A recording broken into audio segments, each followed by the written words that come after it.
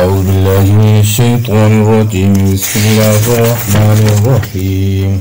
إن الذين كفروا سواء عليهم أأنذرتهم أم لم تنذرهم لا يؤمنون.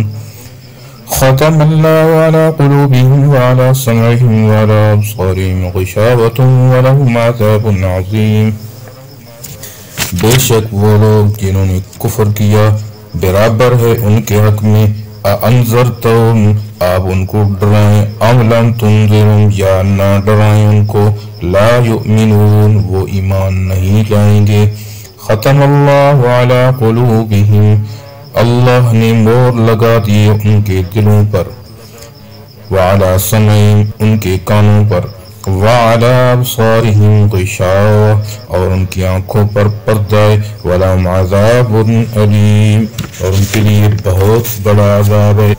مذکورہ دو آیتوں میں اللہ رب العزت نے ان کافروں کا ذکر فرمایا ہے کفر اور انکار میں ضد اور عناد تک پہنچ گئے تھے اور اس ضد کی وجہ سے وہ کسی حق بات کو سننے کے لیے اور روشن دلیل کو دیکھنے کے لیے بھی تیار نہ تھے. ایسے لوگوں کے بارے میں اللہ رب العزت کا یہی قانون ہے کہ ان کو ایک سزا اسی جہان میں نقد یہ دی جاتی ہے کہ ان کے دلوں پر مور لگا دی جاتی ہے. کانوں آنکھوں کو حق و صدق کی قبول کرنے سے بند کر دیا جاتا ہے.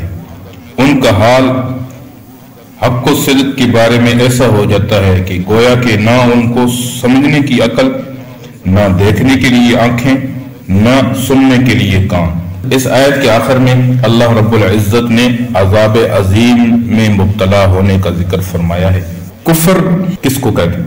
کفر کی تعریف یہ ہے کہ کفر کی لفظی معنی چھپانے کی ہیں.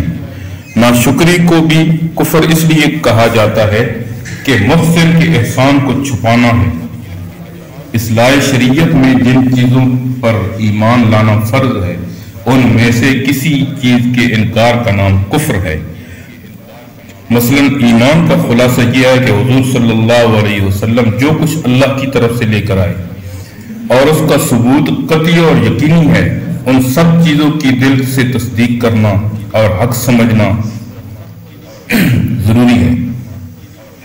اس لیے جو شخص حضور صلی اللہ علیہ وسلم کی ان تعلیمات میں سے جن کا ثبوت قطعی اور یقینی ہو کسی ایک کو بھی حق نہ سمجھے اور ان کی تصدیق نہ کرے وہ کافر کہلائے گا.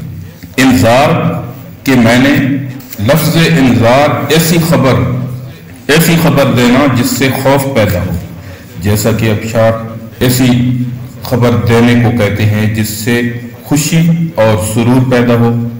اردو زبان میں اس کا ترجمہ ڈرانے سے کیا جاتا ہے مگر در حقیقت مطلقاً ڈرانے کو انذار نہیں کہتے بلکہ ایسا ڈرانا جو شفقت اور رحمت کی بنا پر ہو. جیسے ماں اپنی اولاد کو آگ سے ڈراتی ہے سانپ بچھو سے اور درندوں سے ڈرایا جاتا ہے. اسی لیے جو ڈاکو چور ظالم کسی انسان کو ڈراتے اور دھمکاتے ہیں اس کو انذار اور ان لوگوں کو نذیر نہیں کہا جا سکتا. انبیاء علیہ السلام کو خصوصیت سے نذیر کا لقب دیا جاتا ہے کہ وہ عذراء شفقت آئندہ آنے والے مصائب سے ڈراتے ہیں. مصلح مبلغ کے لیے ضروری ہے کہ مخاطب کی خیرخواہی کے ساتھ ہمدردی سے گفتگو کرے ماد ایک کلمے کو پہنچانا مقصد نہ ہو. اس آیت میں حضور صلی اللہ علیہ وسلم کو تسلی دینے کے لیے یہ بتلایا گیا ہے کہ کفار جو حقیقت کو پہچاننے کے باوجود کفر و انکار پر جمے ہوئے ہیں یہ اپنے تکبر اور کج روی کی بنا پر کسی حق بات کو سننے اور دلائل کو دیکھنے کے لیے تیار نہیں. ان کی اصلاح اور ایمان کے متعلق جو آپ کوشش کر رہے ہیں ان کے لیے مؤثر ثابت نہیں ہوگی بلکہ آپ کا کوشش کرنا اور نہ کرنا ان کے حق میں برابر ہے.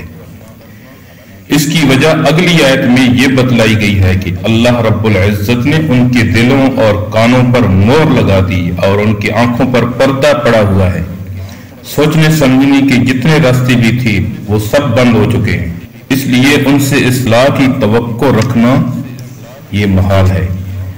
کسی چیز پر مور اس لیے لگائی جاتی ہے کہ باہر سے کوئی چیز اندر داخل نہ ہو سکے۔ ان کے دلوں پر اور کانوں پر مور لگانے کا یہی مطلب ہے کہ اس میں حق قبول کرنے کی گنجائش باقی نہیں رہی۔ ان کی اس حالت کو دلوں اور کانوں پر تو مور سے تعبیر فرمایا، مگر آنکھوں کے لیے مور کے بجائے پردہ پڑنے کا ذکر فرمایا۔ دلوں میں آنے والا کوئی مضمون اور کوئی فکر و خیال کسی ایک سمت سے نہیں آتا، کسی ایک جانب سے نہیں آتا، بلکہ ہر طرف سے آ سکتا ہے۔ اسی طرح کانوں میں بھی پہنچنے والی آواز ہر سمت سے اور ہر جہت سے آ سکتی ہے۔ اس کی بندش جب ہی ہو سکتی ہے جب ان پر مہر لگا دی جائے، بخلاف آنکھوں کے کہ اس کا ادراک صرف ایک سمت سے ہی ہوتا ہے، یعنی کہ سامنے سے ہی آنکھوں سے دیکھا جا سکتا ہے۔ اور اس لیے اللہ رب العزت نے آنکھوں کے بارے میں پردے کا ذکر فرمایا ہے۔ اور ان دو آیتوں سے معلوم ہوا کہ کفر اور گناہ کی اصل سزا تو آخرت میں ملے گی، مگر بعض گناہ ایسے بھی ہیں جن کی سزا اس دنیا میں مل جاتی ہے۔ پھر یہ دنیا کی سزا بعض اوقات یہ شکل اختیار کرتی ہے کہ اصلاح حال کی توفیق سلب ہو جاتی ہے۔ انسان آخرت کے حساب و کتاب سے بے فکر ہو جاتا ہے، اپنی نافرمانیوں گناہوں میں بڑھتا چلا جاتا ہے اور اس کی برائی کا احساس بھی اس کے دل سے جاتا رہتا ہے۔ ایسے حال کے متعلق بعض بزرگوں کا ارشاد ہے، ان من جزاء السیئۃ سیئۃ بعدها وان من جزاء الحسنۃ الحسنۃ بعدها، یعنی کہ گناہ کی ایک سزا یہ بھی ہے کہ ایک گناہ کے بعد دوسرا گناہ اس کو کھینچ لیتا ہے، جس طرح نقد بدلہ یہ بھی ہے کہ ایک نیکی دوسری نیکی کو کھینچ لاتی ہے۔ احادیث شریف کے اندر حضور صلی اللہ علیہ وسلم کا فرمان ہے کہ انسان جب گناہ کرتا ہے تو اس کا دل سیاہ ہو جاتا ہے، اس پر ایک سیاہ نقطہ لگ جاتا ہے۔ اگر وہ توبہ کر لے تو وہ صاف ہو جاتا ہے، لیکن اگر توبہ نہ کرے پھر جب دوسرا گناہ کرتا ہے تو دوسرا نقطہ لگ جاتا ہے۔ ایسے ہی کرتے کرتے جب زیادہ گناہ کرتا رہتا ہے، توبہ نہیں کرتا، تو اس کا سارا دل سیاہ ہو جاتا ہے اور اس کے اندر سے حق پہچاننے کی جو صلاحیت ہے وہ سلب ہو جاتی ہے۔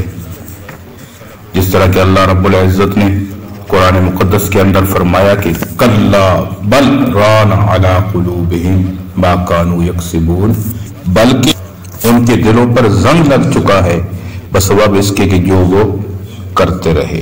اللہ رب العزت ہمیں قرآن کو سمجھنے کی توفیق عطا فرمائے۔ وما علینا۔